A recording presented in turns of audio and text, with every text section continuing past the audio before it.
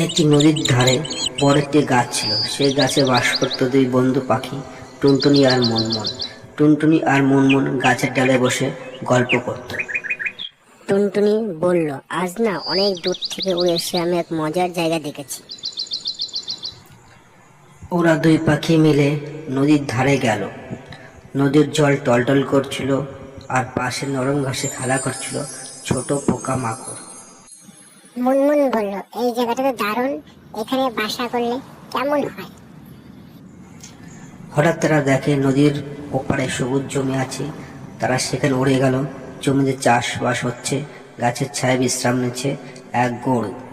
মুনমুন বলল, এখানে খাবার অনেক, আমরা দুই বন্ধু মিলে এখানেই বসবাস করব। সূর্য ডুবে যাচ্ছে, দুই পাখি গাছের ডালে বসে নতুন বাসা বানাতে শুরু করলো। তারা খুব খুশি, কারণ তারা পেয়েছে এক সুন্দর নতুন ঘর।